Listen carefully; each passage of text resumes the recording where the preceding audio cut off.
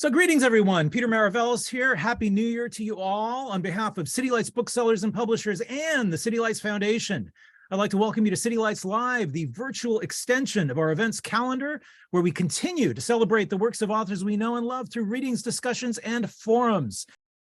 As is customary, before each event, I'd like to take this moment to acknowledge we are beaming to you from the unceded ancestral grounds of the Ramaytush Ohlone peoples, aka the San Francisco Bay Area.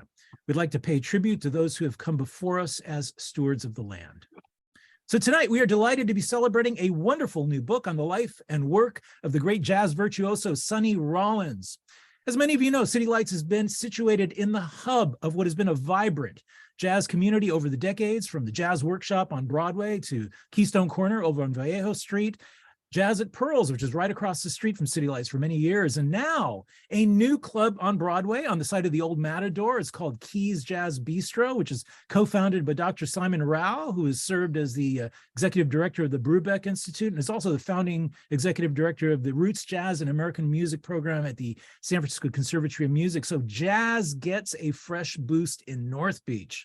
City Lights has always been in the orbit of both musicians and a jazz-loving public. We have a full selection of jazz at the store, so please come on down. It's one of the biggest selections on the West Coast, if not the country.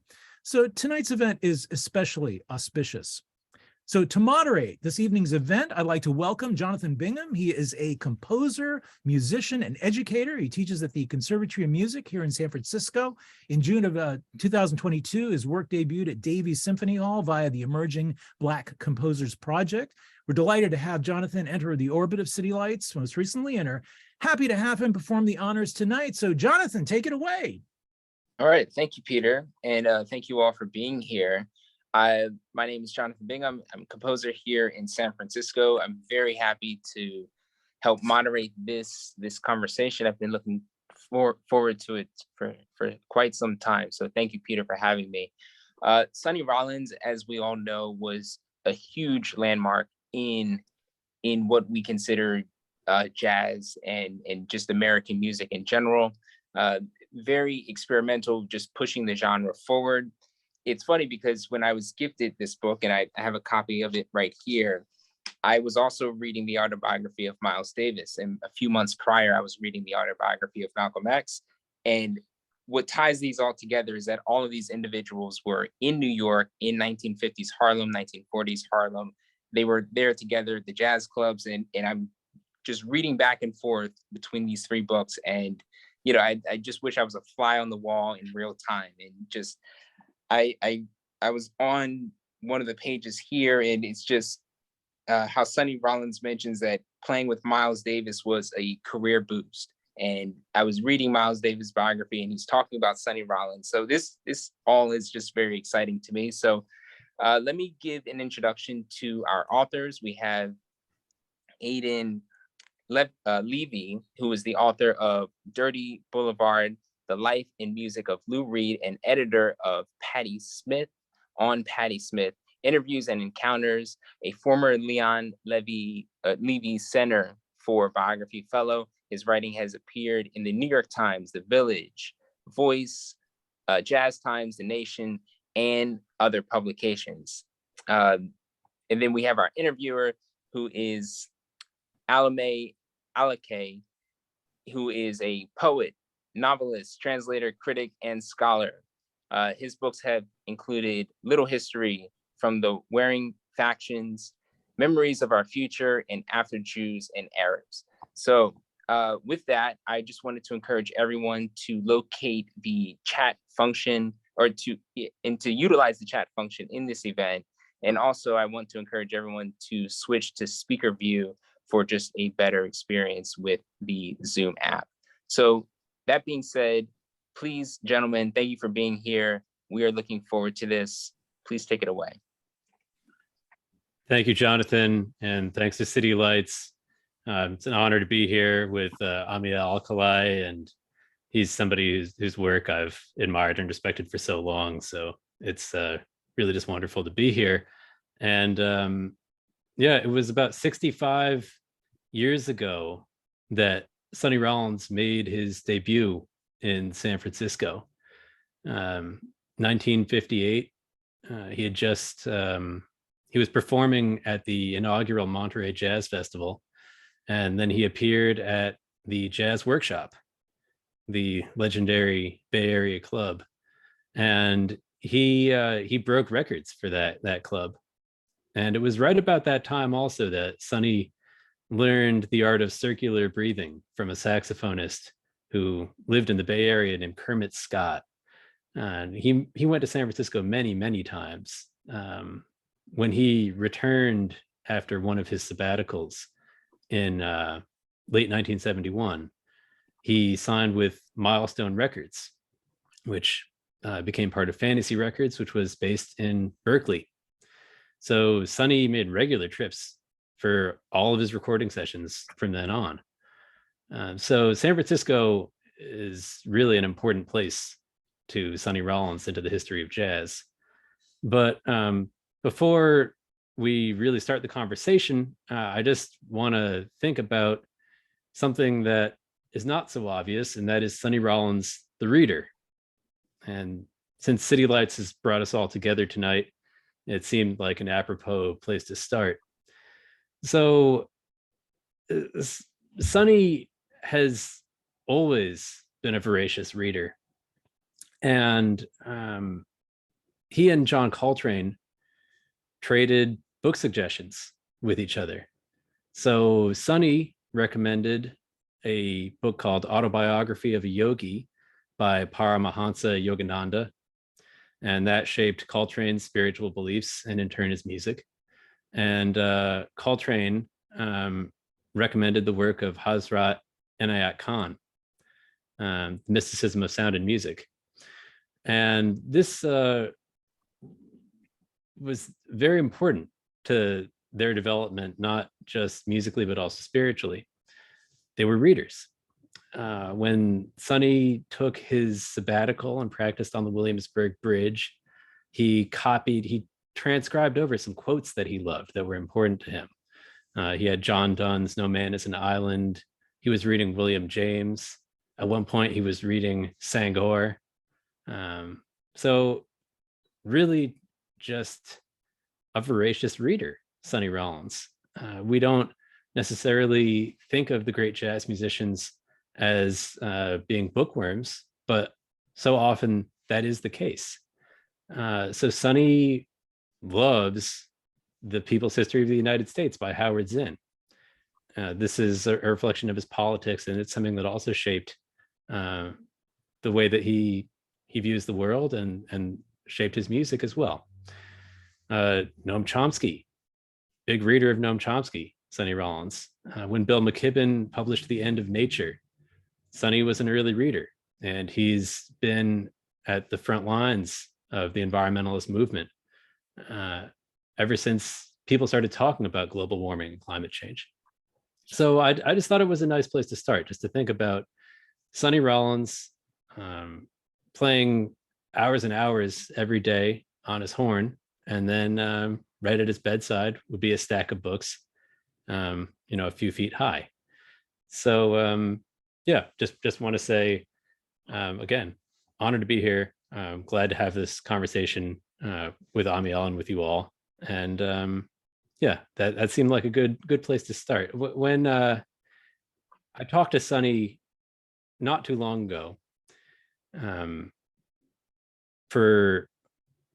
was thinking about my doctoral dissertation, which is separate from this book project, and it's on the connection between jazz and literature. And I was asking Sonny if he channeled a literary voice ever, since I knew he was such a reader, and if he thought of his music as in adjunct to or in dialogue with the literary. And he said, he thinks of Lester Young as a speech-like player, and he thinks of himself as a speech-like player, but he doesn't think of what he was doing or what his peers were doing as in response to the literary, but rather the other way around, that the literary was a response to what they were doing. And if we think about the Beat Generation, for instance, if we think about Ferlinghetti, I think that we see evidence of that. So anyway, that's just a place I wanted to start. Just some brief remarks, and in honor of City Lights, one of my favorite places in the world and favorite bookstores in the world. Thank you, Aidan. Can you hear me okay? Yes. Yeah. That's a perfect place to start, I think. And I think you're absolutely right. It is the other way around, because the language of that music was a statement about the world that created a literature in many ways. So, and we'll also talk about Sonny as a writer, besides being a reader. I just wanted to start by just saying a few things about the book. The book is overwhelming.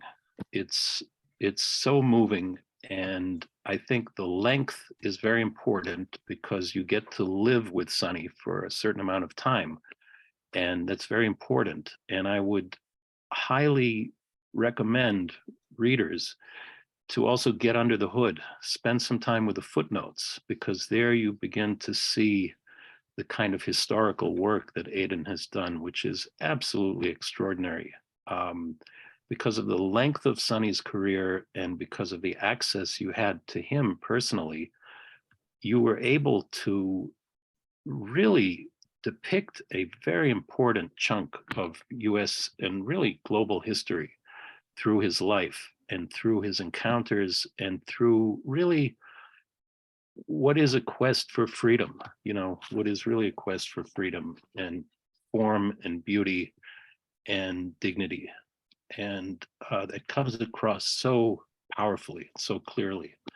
So I just wanted to start by asking you how you got into this project and how your relationship over all these years that you've been working on it with Sonny has developed. Well, I first discovered Sonny Rollins when I was very young. Maybe I was about 11 years old, and I had only been playing the saxophone for a few years. And I went to the record store in my town, and I found Saxophone Colossus on CD. And I, the expression with vinyl would be I wore out the grooves. Well, I didn't exactly wear out the grooves with that, but eventually that CD did start to skip. So I had to replace it. But that was such an entry point for me into jazz, was through Sonny. And I discovered Sonny before I discovered Charlie Parker, before I discovered Coltrane, before I heard Billie Holiday or Ella Fitzgerald. So that was really how it started. I just remember hearing his intro to "You Don't Know What Love Is," and just trying to emulate that. But anyway, I moved from the alto to the tenor and then the baritone, and eventually during college, I got more serious about the idea of being a music writer. It seemed like a way to combine everything I was doing. I was an English major, and I was also a jazz musician. So I just put those things together and started writing when I moved to New York shortly thereafter.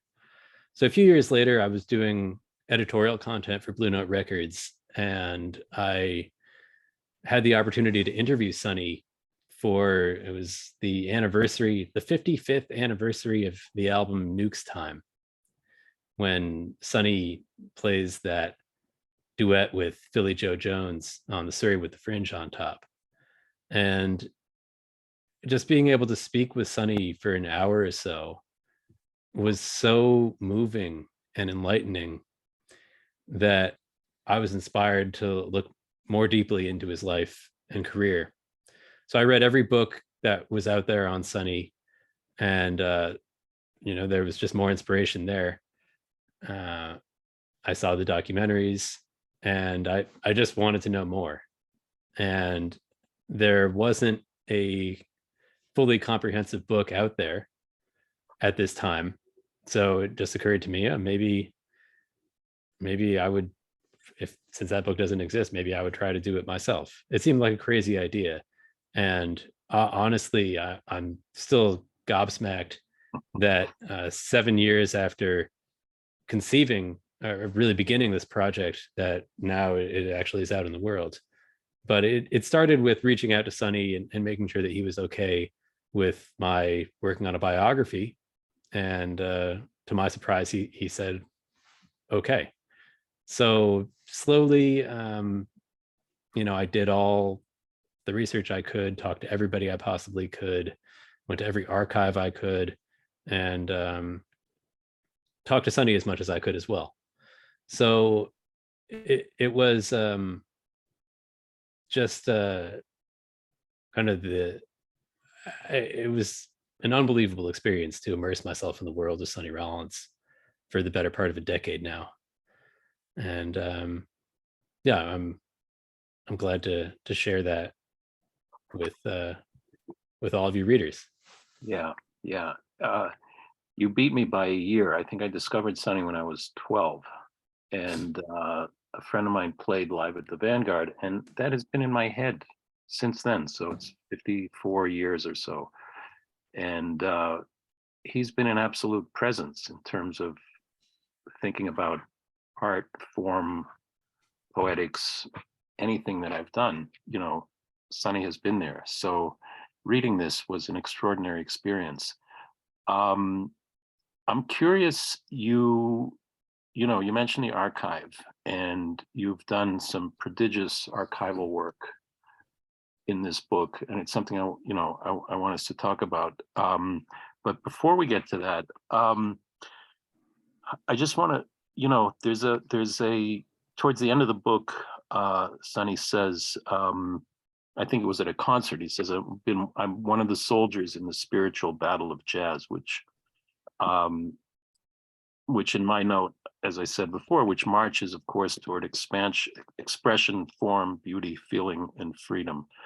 At the same time, you've been able to depict,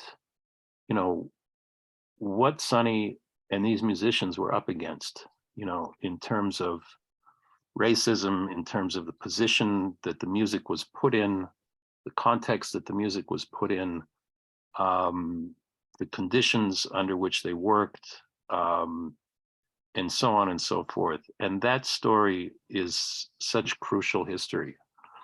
And I'm interested in just hearing how you, what kinds of things along your research, along your thinking, along your, really stood out for you in tracing that process of Sonny's, I would say emergence, victory, heroics, Mm-hmm. Yeah.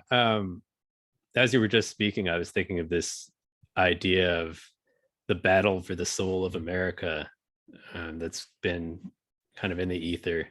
I feel like Biden said this not too long ago, and it occurs to me that Sonny Rollins and his peers, like Max Roach, Abbey Lincoln, John Coltrane, Charlie Parker, Billie Holiday, Coleman Hawkins, they were engaged in this battle for the soul of America. They were really at the forefront of it. They were the cultural warriors who were trying to really make a change that they thought that their aesthetic intervention could advance social change as well. And Sonny and Coltrane really believed this, especially in the 50s when they were coming into their own, that if they could reach people, if they could reach hearts and minds, that things would change here. And in 1958, Sonny decided that it was time to make an explicit political statement on one of his albums. And he did that through the music, but he also did it through the liner notes. The album was Freedom Suite. And the piece on that album that stands out is The Freedom Suite, which is a through composed piece that involves extensive improvisation as well, that he recorded with the drummer Max Roach and the bassist Oscar Pettiford.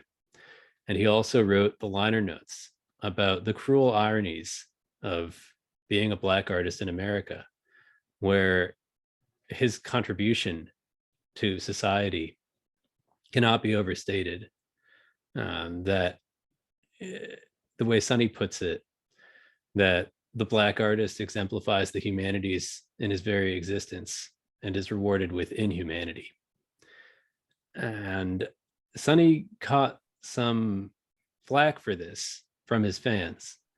And when he went to the South on his first major tour as a band leader with Leonard Feather and a group of bands called, it was called Jazz for Moderns, was the tour, with Dave Brubeck, Maynard Ferguson, and the Austin High Gang, which was kind of like a barbershop quartet style group. Sonny went to a couple colleges in Virginia, and after the concert, he encountered some fans who loved his music but couldn't get with his politics. And it got very confrontational. And it was right around this time that, during this tour actually, that Sonny's mother died very suddenly. And he found out right before going on at Carnegie Hall that his mother had passed. And he was very close to his mother. He credits his mother and Charlie Parker for helping him clean up his life when he was having a hard time. And he had to make this decision of whether he'd go on at Carnegie Hall or whether he would leave immediately and have everybody there hear that Sonny Rollins couldn't appear and to think that he was a no-show. And he makes this decision to go on and play. The show must go on. That's a cliche, but it's something that Sonny Rollins really just lived to his core. And when he got on stage, there was a woman causing a disturbance, and Clark Coolidge, the poet, was there, and he documented this in just a really evocative piece. So I don't have a recording of this, but there were some reviews, and especially this piece by Coolidge. And Sonny, hearing this woman having some kind of outburst, starts playing a duet with her. And I mean, it's in this moment of great personal loss that he's still the improviser par excellence. So that was actually the moment when he made the decision that he just had to keep going. He got on stage at Carnegie Hall, and then the next morning at about 5 a.m., he boarded a bus into the South. That's when that incident happened. But anyway, you asked about the archival research here, and Sonny wrote about this quite a bit. I found so many essays and journal entries and letters in his archive at the Schomburg Center for Research in Black Culture in Harlem, only a couple blocks from where Sonny was born, testifying to his deep-seated political beliefs and his lifelong fight against racism, bigotry of all sorts, environmental destruction, and capitalist greed. He really cared about these causes and considered himself a part of the struggle, still does.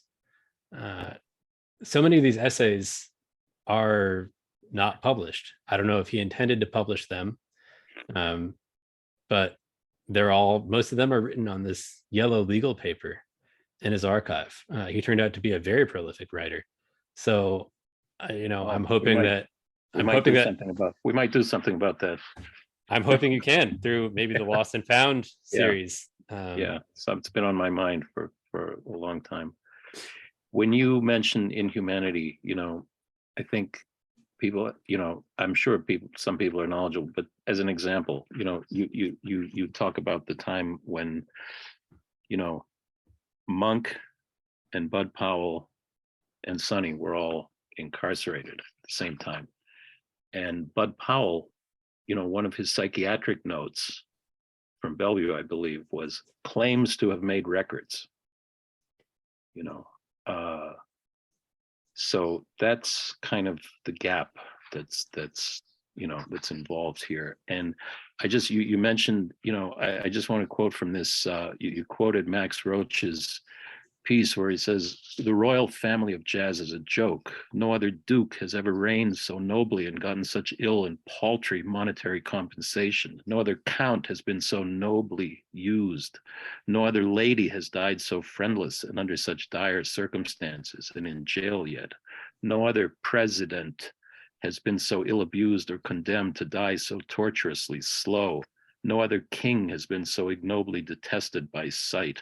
Since our aristocracy is held in such low esteem, can the plebeian hope for God to save us?" Mhm. That kind of sums it up in very powerfully. Now, you also looked at Max Roach's papers, and let's get into the archive a little bit more, because you not only looked at Max Roach's papers, you looked at Harry Anslinger's papers, who was involved in this, in the abuse of people through the drug situation, and just maybe talk a little bit about your and in addition, of course, I can imagine the countless hours you've spent listening, just simply listening and listening and listening closely to understand what was going on in these dates, because you weren't there, but you have a lot of information that you've gotten orally or from Sonny or from other things. And maybe just talk about that process of how you combine this material into this narrative. Yeah. So I love that essay by Max Roach. I don't think that's ever been collected anywhere. And that's something that just stood out in his voluminous archive at the Library of Congress, just writing about Duke Ellington, Count Basie, Lady Day, Billie Holiday, the President Lester Young, King Oliver, and just the treatment that they faced. And Max Roach had a lecture that he gave called "Jazz is a Four-Letter Word." He didn't like the term jazz. Many people objected to it. Miles Davis thought of it as social music. Sonny Rollins tends to feel that it's just a term that we're stuck with, and it would be hard to erase it, and that it's just become a signifier that's too overwhelming in what it represents to just do away with it entirely. But that doesn't mean we can't resist some of the fraught history that has been inextricably linked to this music. But Max Roach is another artist who felt it was important to keep his material. So that is not just writings and correspondence, all of his business records, all of his contracts, toll receipts.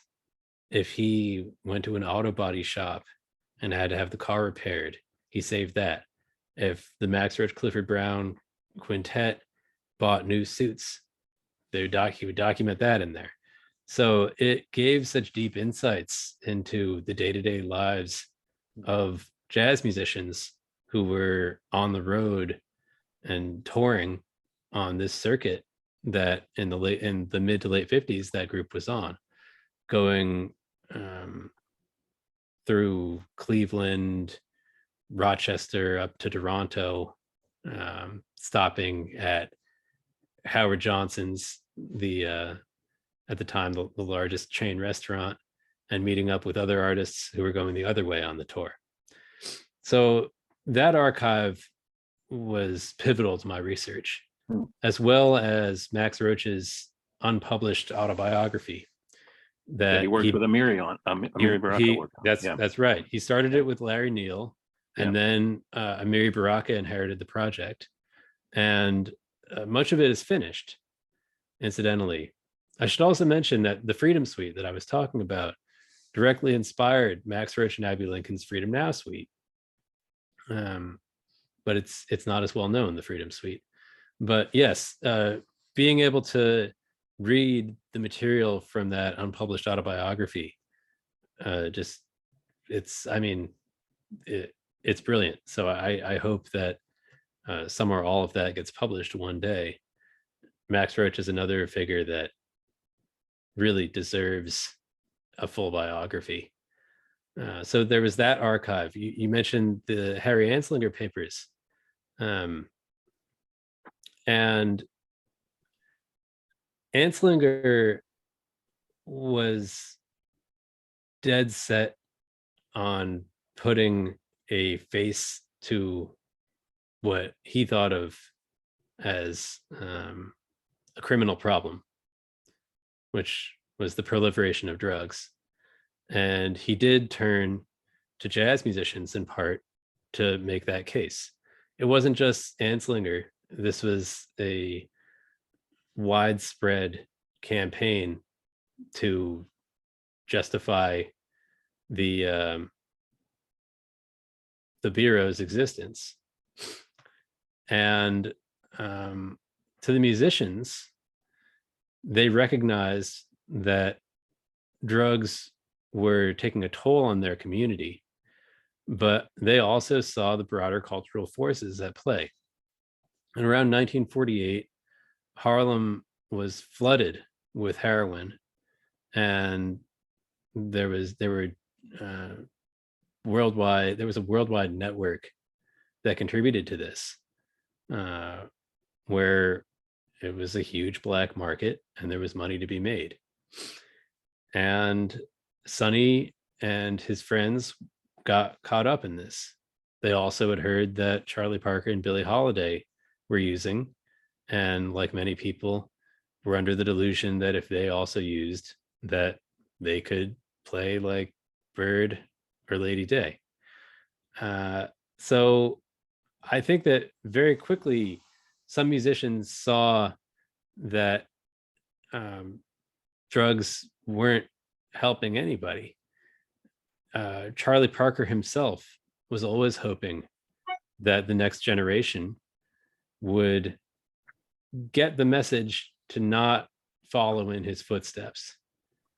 And when Sonny recorded with Charlie Parker, which only happened one time on Miles Davis Collector's Items in 1953, and they both played tenor, Sonny showed up, and Charlie Parker was under the impression that Sonny had gotten clean, that he'd gotten his message, to not to be like Bird. And later on, somebody on the session said, "Oh yeah, Sonny and I were using earlier today, actually." And Sonny saw Bird's face fall, and he was so disappointed to have disappointed his idol that he vowed right then and there that he would have to get clean. And eventually he did. Although unfortunately, Bird died when Sonny was at a rehabilitation facility in Lexington, Kentucky. And Sonny was hoping he would get out of there and be able to tell Bird, "Oh, I got your message, and this is really it. Not everybody's following your example in terms of your personal habits, but they're following your example in terms of what you've done for the music and his brilliance. But anyway, much of that came up in my archival research, looking into what was going on in Lexington, Kentucky, or what was going on at Rikers in the early 50s, and this shift from a model of criminalizing drug use to treating it as a disease, as addiction as a disease, moving more to a model of rehabilitation. Now, it'd be nice to think that they made that change and everybody lived happily ever after. We know that's not the case. Yeah. But yeah, the archival research for this book really, I was surprised at how much material there was, that Sonny had thousands and thousands of documents. When I went to the National Library of Norway in Oslo and looked at the papers of a jazz journalist and presenter named Randi Hultin, I wasn't sure what I'd find there. And it was just hundreds of letters from Sonny going from the 70s to the 90s. There were people like Gertrude Abercrombie, the artist, who lived in Chicago and was a great friend of many jazz musicians, like Dizzy Gillespie was a close friend. And the song Gertrude's Bounce, recorded by the Clifford Brown Max Roach Quintet, is inspired by Gertrude Abercrombie. And Sonny also wrote letters to her for decades, really. And you can even see Sonny Rollins' hat in one of her paintings.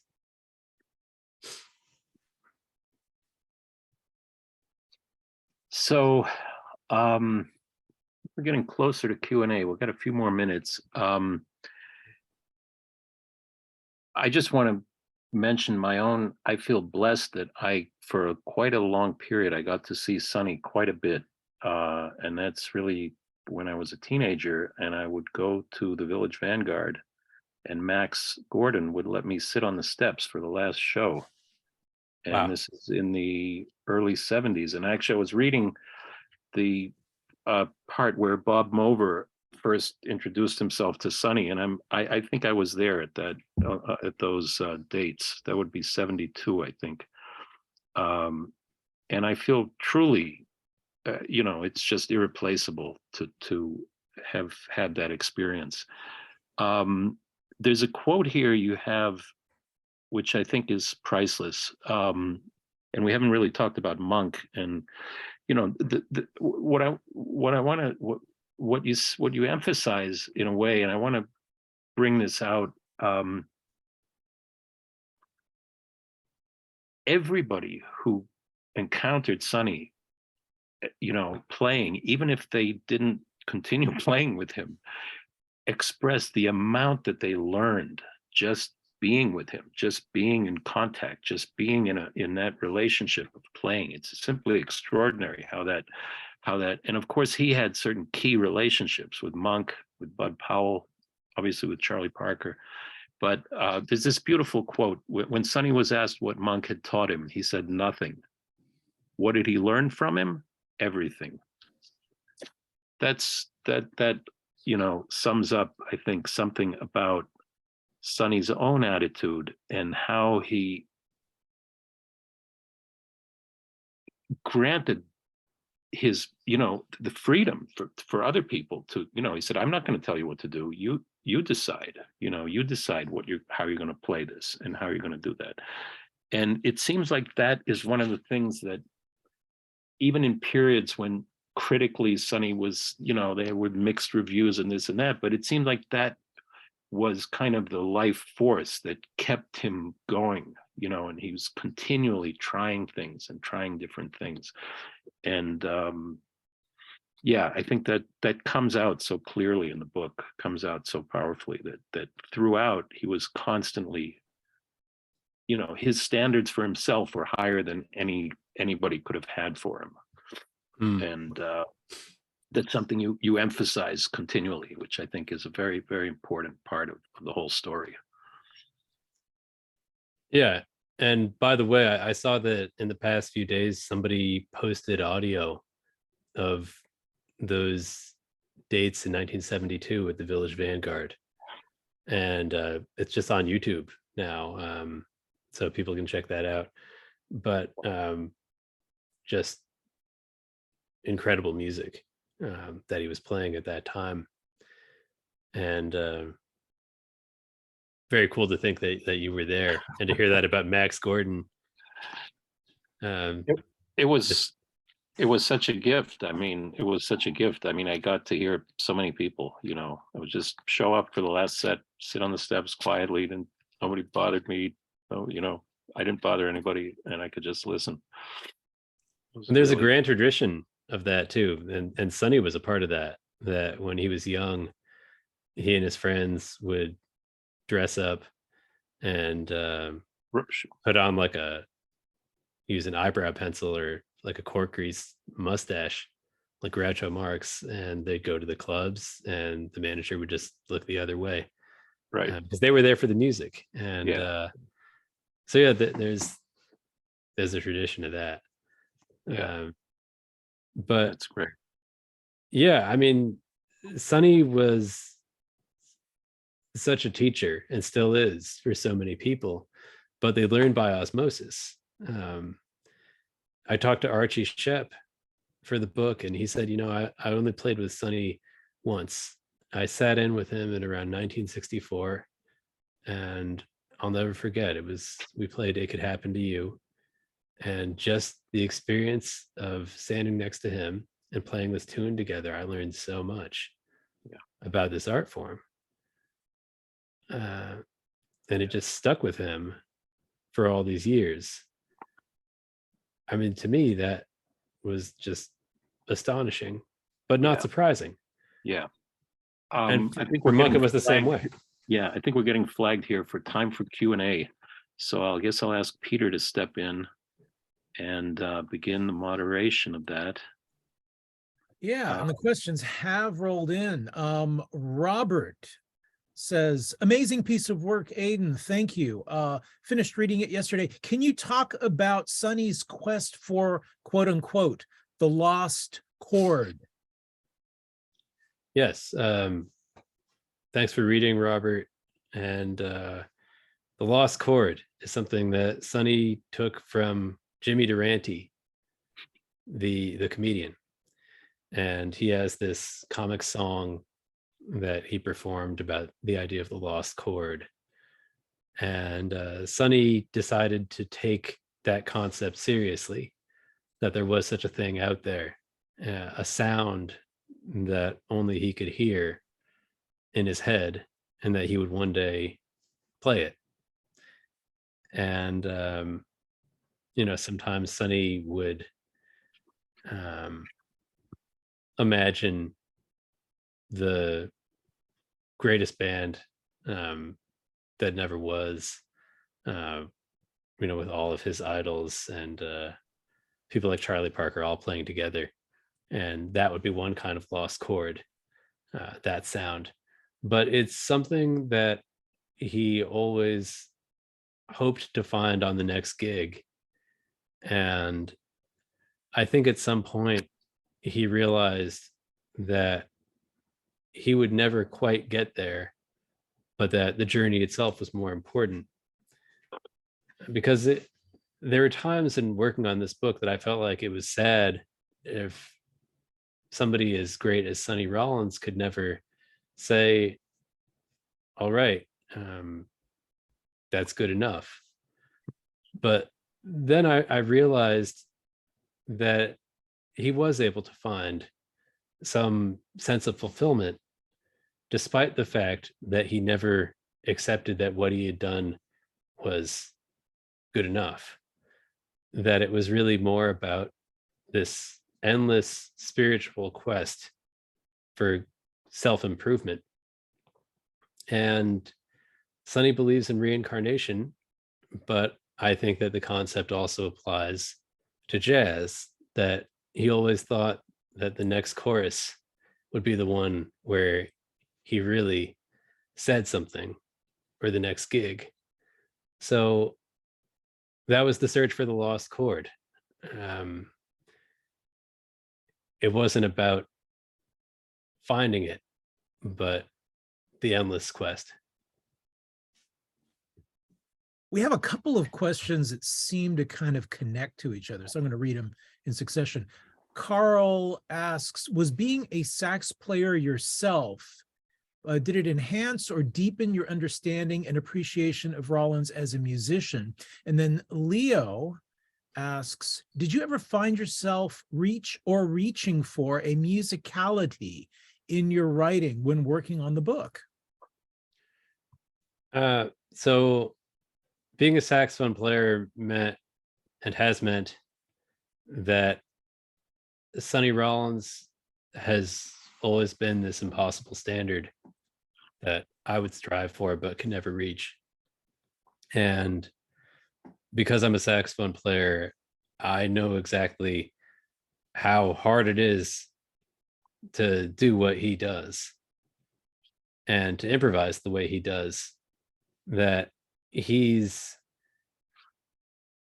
part of the first generation of native speakers of the bebop language. And Sonny doesn't just play licks. So he doesn't really repeat himself. Now, of course, there are a few patterns here and there that you might identify, but every classic Sonny Rollins solo that you can think of, it's all quintessential Sonny Rollins, but they're all unique expressions. And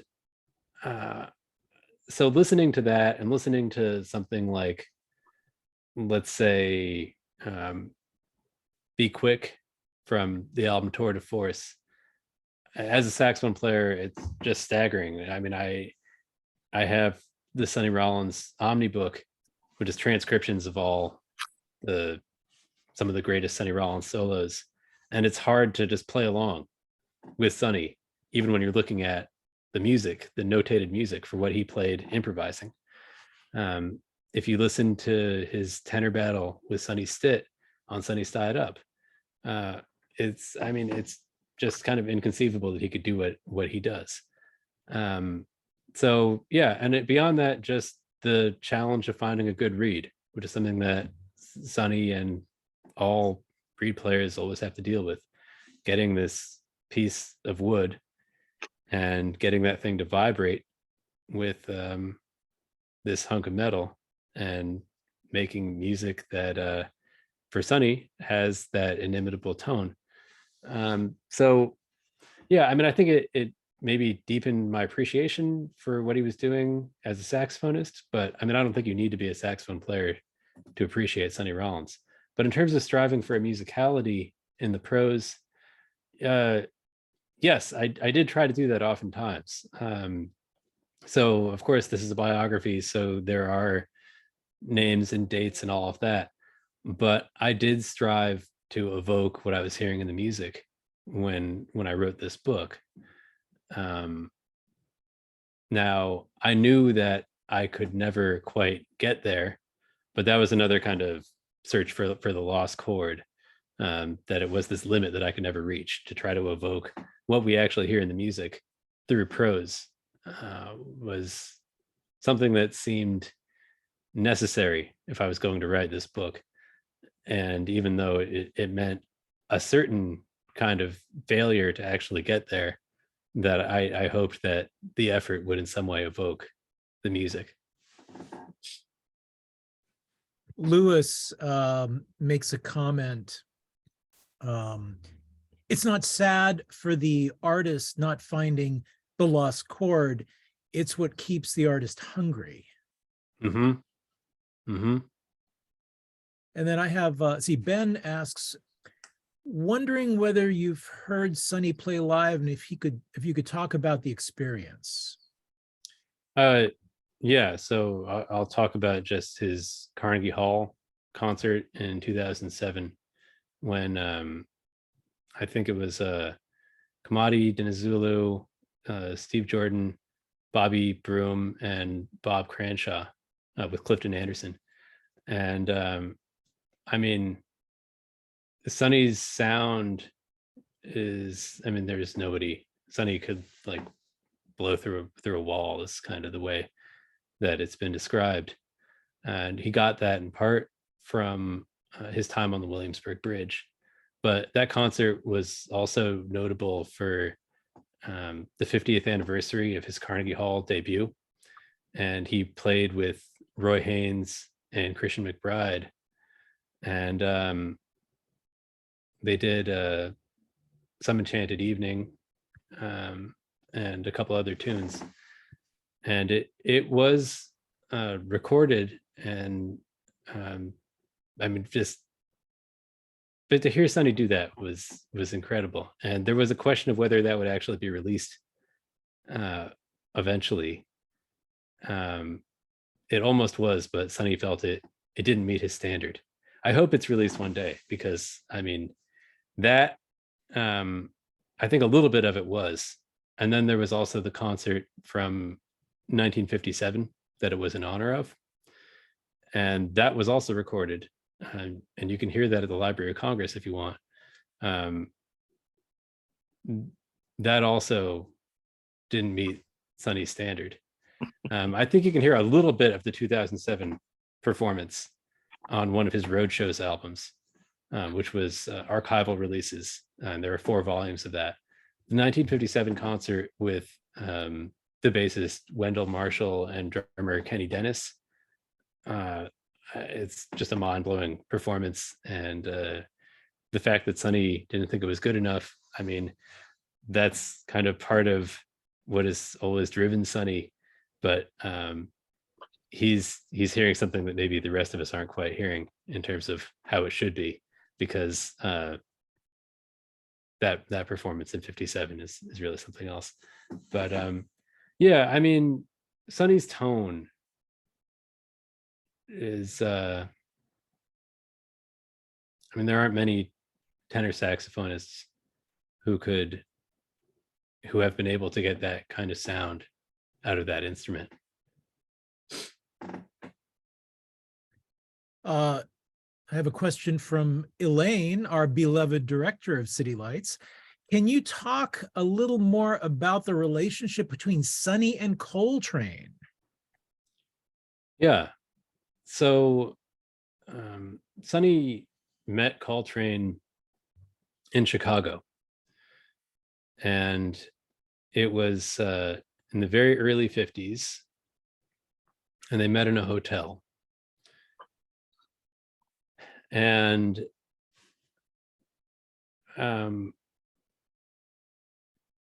they were very, very close with each other. Coltrane was a few years older than Sonny, but Sonny's reputation preceded Coltrane's. Coltrane's ascendancy wasn't until later in the 50s. And when Sonny recorded Tenor Madness on, I want to say it's May 24th, 1956, I may be a little bit off there,